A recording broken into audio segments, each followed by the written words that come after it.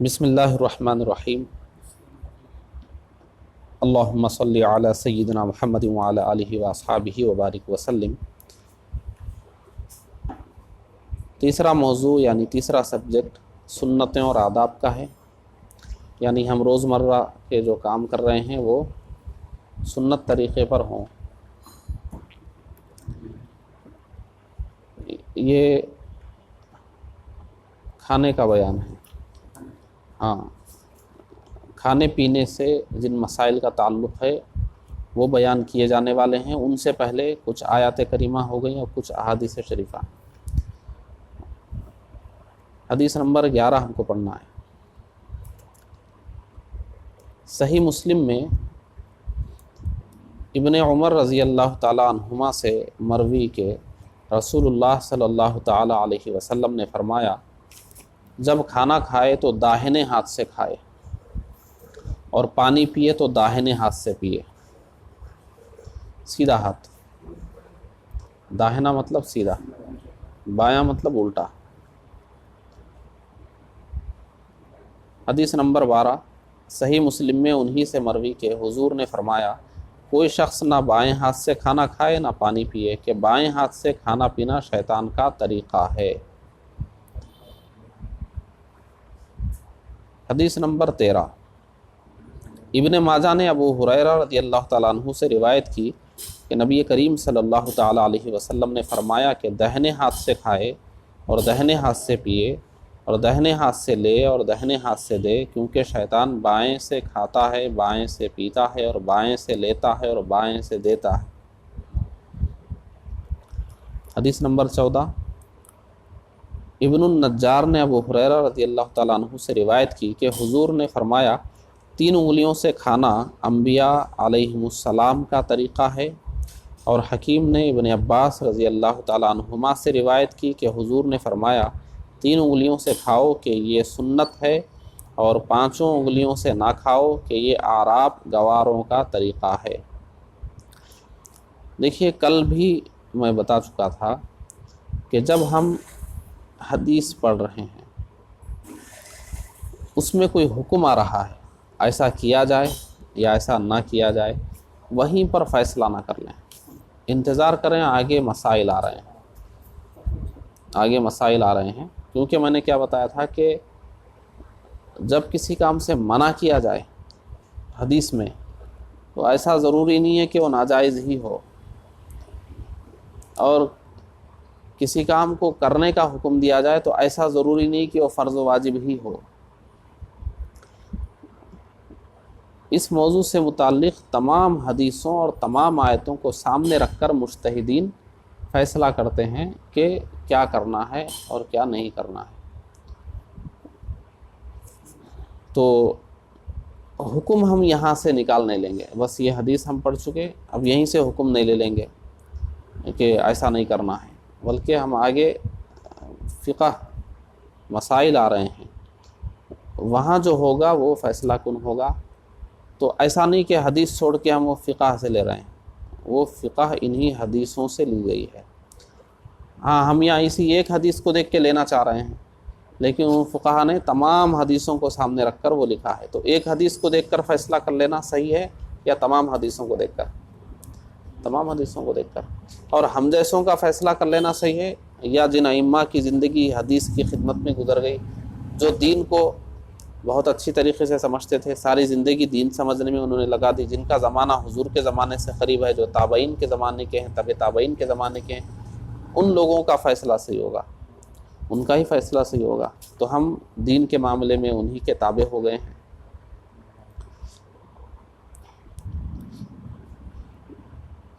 حدیثوں سے ہم کو محبت ہے، حدیثیں ہم پڑھنا چاہتے ہیں، حدیثوں پر عمل کرنا چاہتے ہیں، اسی لیے تو حدیث پڑھ رہے ہیں نا، ورنہ تو صرف ہم سیدھے کھول کے وہ فقہ نہیں پڑھا دیتے، مسائل حدیث کیوں پڑھ رہے ہیں؟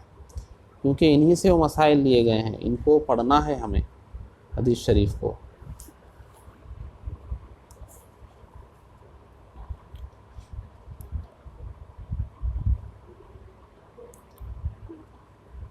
حدیث نمبر 15 صحیح مسلم میں کعب بن مالک رضی اللہ تعالیٰ عنہ سے مروی کہ رسول اللہ صلی اللہ تعالیٰ علیہ وسلم 3 انگلیوں سے کھانا تناول فرماتے اور پہنچنے سے پہلے ہاتھ چاٹ لیتے۔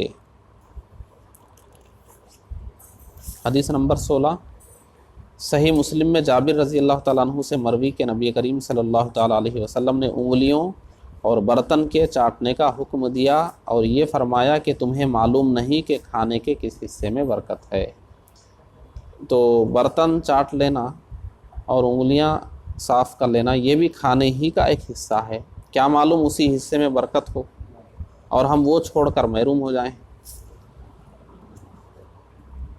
حدیث نمبر 17 صحیح بخاری و مسلم میں عبداللہ بن عباس رضی اللہ تعالیٰ عنہما سے مروی کہ نبی کریم صلی اللہ تعالیٰ علیہ وسلم نے فرمایا کہ کھانے کے بعد ہاتھ کو نہ پہنچے جب تک چاٹ نہ لے یا دوسرے کو چٹا نہ دے۔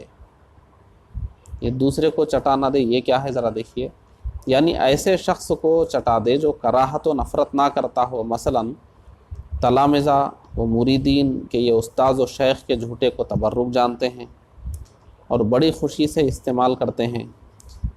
یعنی یہ ایسا نہیں ہے کہ باضابطہ اس کو ایک معمول بنا رہے ہیں، کبھی کبھی ایسا ہوتا ہے کہ کھانے پر ہمارے ساتھ ہمارے شاگرد بھی ہیں اور ان کی ایسی خواہش ہو گئی، یا کوئی شیخ ہیں ان کے مرید ہیں ان کی ایسی خواہش ہو گئی۔ یہ حکم نہیں دیا جا رہا ہے کہ خود چاٹ لیں، یا نہیں چاٹنا ہو تو کسی شاگرد کو بلائیں لو چاٹو، یا کسی مرید کو بلائیں لو چاٹو، یہ حکم نہیں دیا جا رہا ہے۔ اگر کبھی اتفاقاً ایسا ہو جائے بطور تبرک کوئی شاگرد یا مرید اپنے استاذ یا پیر کے ساتھ یہ معاملہ کر لے تو وہ بات ہے، یہ کوئی حکم نہیں دیا جا رہا ہے۔ ہوتا ہے کوئی مرید اپنے شیخ کو گھر میں کھانے کے لیے انتظام کیا، اب بیٹھا ہوا ہے سامنے، خواہش ہو گئی اور انہوں نے خواہش ظاہر کر لی تبرک حاصل کرنے کے لیے اور انہوں نے اجازت دے دی تو بالکل جائز ہے۔ تو اب جو ہے انگلیاں چاٹنے کی جو بات ہے، تو اب وہ مرید یا شاگرد کو انگلیاں چٹا دینے کے بعد کیا ان کے لیے بھی لازم ہے کہ پھر انگلیاں چاٹیں؟ نہیں، ہو گیا، کوئی ایک چیز ہو گئی نا، ہم نے خود چاٹ لی انگلیاں یا پھر مرید یا شاگرد نے، ہو گیا، اب ان کے لیے پھر حکم نہیں ہے۔ یہ سمجھانا چاہ رہے ہیں کہ انگلیاں کوئی تو چاٹ لے، ہم چاٹ لیں یا کوئی ہیں، بہرحال چلیے حدیث نمبر کیا ہے؟ دیکھیے کبھی کبھی ایسا ہوتا ہے کہ ہمارا بچہ ہی خواہش کر لیتا ہے، چھوٹا سا بچہ، کہ کھلا رہے ہیں بچے کو ہی کھانا، بچے کو ہم کھانا کھلا رہے ہیں اور بچے کو ہی انگلیاں بھی چٹا دیے، تو کچھ بھی صورت ہو سکتی ہے۔ اچھا چلیے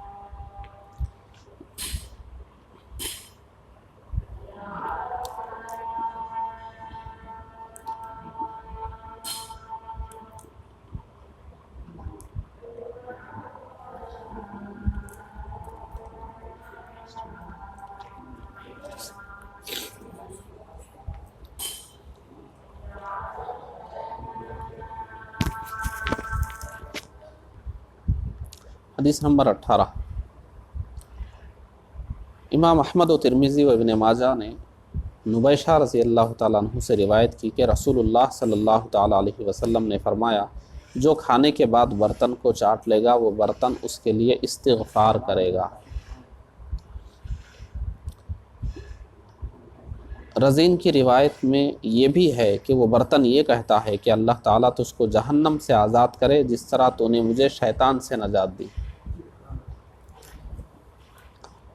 قرآن مجید میں ہے کہ جو کچھ بھی زمینوں اور آسمانوں میں ہیں وہ اللہ کی تسبیح بیان کرتے ہیں، تو ان کا تسبیح بیان کرنا ثابت ہے، تو تسبیح بیان کر رہے ہیں تو استغفار بھی بیان کر سکتے ہیں۔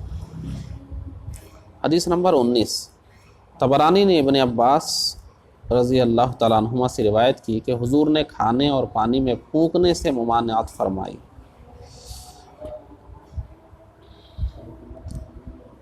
لیکن پھونکنا جائز ہے یا نہیں یہ ابھی فقہ میں آئے گا، دیگر حدیثوں کو مد نظر رکھ کے فقہ میں بتایا جائے گا۔ حدیث نمبر 20 صحیح مسلم میں جابر رضی اللہ تعالیٰ عنہ سے مروی کہ رسول اللہ صلی اللہ تعالیٰ علیہ وسلم نے فرمایا شیطان تمہارے ہر کام میں حاضر ہو جاتا ہے، کھانے کے وقت بھی حاضر ہو جاتا ہے، لہٰذا اگر لقمہ گر جائے اور اس میں کچھ لگ جائے تو صاف کر کے کھا لے، اسے شیطان کے لیے چھوڑ نہ دے، اور جب کھانے سے فارغ ہو جائے تو انگلیاں چاٹ لے، کیونکہ یہ معلوم نہیں کہ کھانے کے کس حصے میں برکت ہے۔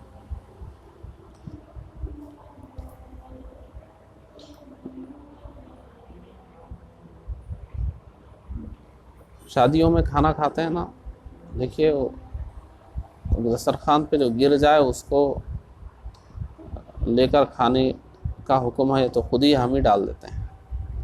کوئی بوٹی ذرا دیر ہو رہی ہے کھانے میں، اس کو ڈال دیں گے دسترخوان پہ، چھوڑ دیں گے، دوسری پھر لے لیں گے جس کو کھانے میں آسانی ہو۔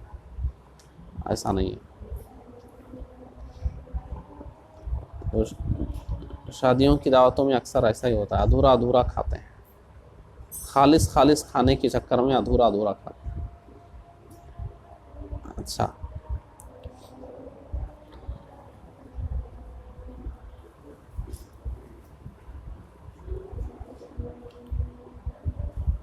حدیث نمبر 21 ابن ماجہ نے حسن بصری رضی اللہ تعالیٰ عنہ سے روایت کی کہ معقل بن یسار رضی اللہ تعالیٰ عنہ کھانا کھا رہے تھے، ان کے ہاتھ سے لقمہ گر گیا، انہوں نے اٹھا لیا اور صاف کر کے کھا لیا۔ یہ دیکھ کر گواروں نے آنکھوں سے اشارہ کیا کہ یہ کتنی حقیر و ذلیل بات ہے کہ گرے ہوئے لقمے کو انہوں نے کھا لیا، گویا یہ بولنا چاہ رہے تھے وہ، تو آنکھوں سے اشارہ کا ایک دوسرے کو۔ دیکھیے کسی نے ان سے کہا خدا امیر کا بھلا کرے، معقل بن یسار وہاں امیر و سردار کی حیثیت سے تھے۔ یہ گوار کنکھیوں سے اشارہ کرتے ہیں کہ آپ نے گرا ہوا لقمہ کھا لیا اور آپ کے سامنے یہ کھانا موجود ہے، یعنی بہت کھانا ہے سامنے، اب اس کو اٹھا کے کھانے کی کیا ضرورت ہے، ایسا وہ لوگ سوچ رہے تھے۔ اچھا، انہوں نے فرمایا ان اجمیوں کی وجہ سے میں اس چیز کو نہیں چھوڑ سکتا جو میں نے رسول اللہ صلی اللہ تعالیٰ علیہ وسلم سے سنا ہے۔ ہم کو حکم تھا کہ جب لقمہ گر جائے اسے صاف کر کے کھا جائے، شیطان کے لیے نہ چھوڑ دے۔ تو دیکھیے یہ اتنے بڑے ہو گئے اور ایسے لوگوں کے بیچ بیٹھے ہیں جو سنت طریقوں پر چلنا نہیں چاہ رہے ہیں، لیکن یہ اس مقام پر پہنچ کر بھی سنت پر عمل کر رہے ہیں، لوگ تانا دے رہے ہیں تو اس کا جواب بھی دے رہے ہیں۔ تو ہم لوگوں کو بھی چاہیے کہ وہ کسی پارٹی میں پہنچ جائے تو اسی ماحول میں نہ ڈھل جائیں کہ اب یہاں بیٹھ کے پانی نہیں پی سکتے، اب یہاں وہ طریقہ نہیں چل سکتا، جہاں بھی رہیں اپنا ہی طریقہ چلائیں جو سنت طریقہ ہے۔ تو کھانا بہت ہو چاہے کم ہو، اٹھا کر کھانا اس لیے نہیں ہے کہ وہاں نہیں ہے تو اسی کو، ایسا نہیں ہے، کتنا بھی رہے یہ طریقہ ہے، ایسا ہی کھانا ہے۔ حدیث نمبر 22 ابن ماجہ نے ام المومنین عائشہ رضی اللہ تعالیٰ عنہ سے روایت کی کہ نبی کریم صلی اللہ تعالیٰ علیہ وسلم مکان میں تشریف لائے، روٹی کا ٹکڑا پڑا ہوا دیکھا، اس کو لے کر پہنچا، پھر کھا لیا اور فرمایا عائشہ اچھی چیز کا احترام کرو کہ یہ چیز یعنی روٹی جب کسی قوم سے بھاگی ہے تو لوٹ کر نہیں آئی۔ روٹی گھر میں گری ہوئی تھی۔ یہ حدیث شریف ان لوگوں کے لیے بہت نصیحت ہے جو صبح صبح رات کی روٹیاں اور کھانے باہر کوڑا دانوں میں اور نالیوں میں پھینک دیتے ہیں۔ کوئی ایسی ترکیب ہونی چاہیے کہ رات کا کھانا بچا ہوا صبح ہم کھا سکیں۔ صبح کھانے کا ذہن ہوگا تو رات میں رکھیں گے بھی اسی حساب سے کہ وہ رہ جائے۔ رہنے دیں، یہاں تک روک دیں۔